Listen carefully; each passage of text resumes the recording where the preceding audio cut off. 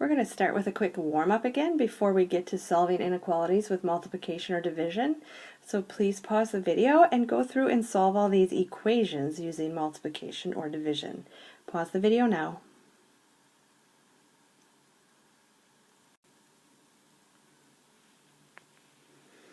You had a couple problems there where you needed to remember to multiply by the reciprocal, and that will always pop up, so be prepared to do that.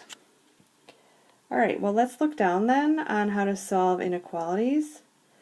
They are the same as solving equations, except in this case there is one important difference, and we're going to look at why there's an important difference.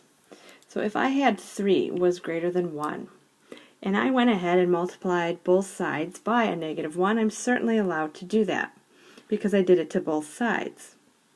But when you go ahead and finish up and multiply through the 3 times the -1 to get a -3 and multiply through here to get a -1, you have to ask yourself, if you went ahead and put in your original inequality symbol, is that true? And a matter of fact, that's not true. So something happens when you end up multiplying by a negative number. In order to keep your equation true, you are going to need to reverse your inequality symbol. So you just flip it. It started off being greater than, and now it's going to be less than, and you see that you end up with a true statement. So it ends up producing this rule that when you multiply or divide an inequality by a negative number, that you must reverse the direction of the inequality symbol in order to maintain a solution that is true.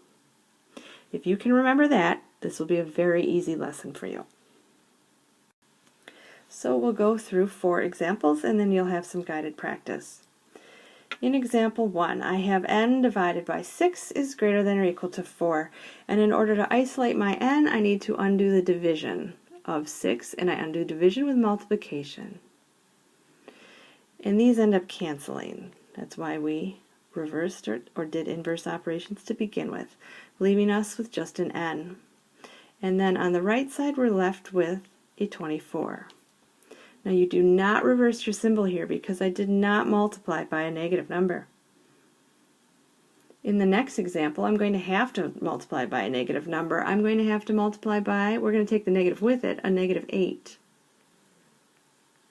And you want to multiply by -8, otherwise you're going to have a whole nother step in order to get rid of the negative sign anyway. So just multiply by that -8 to eliminate that number, and you're left with n. And because you multiplied by that negative number, you need to reverse your symbol. And then -8 times 2 is your -16. Next example. I have a 15 is greater than a -3m. And just like if it was an equal sign, you need to divide by the -3 to undo that multiplication. And because you divided by a negative in this case, you're going to reverse the symbol, rewrite your right side, and then simplify your left side, and you are done. And number 9 is just kind of redundant. It's very similar to the one before. So when you divide by that negative, it's usually the first thing I do is reverse that symbol, or you might forget. N is left over here, and 7 is the result of 63 divided by 9. Go ahead and do the guided practice problems. Please make sure you're showing your work. I am not interested in just an answer appearing out of nowhere. It's that inverse operation that I'm always looking for. Pause the video.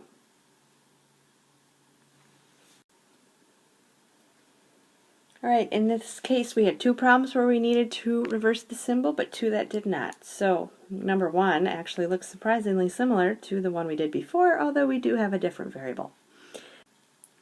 Number 2, we multiplied by the reciprocal of 1/2, which was 2, and we took the negative with it so that we'd end up with a positive x over here, or a positive 1x. And because I multiplied by a negative, you needed to reverse that symbol. Number 3, we reversed symbols because we divided by a -3. And for number 4, we did not need to reverse anything. That's it for this video.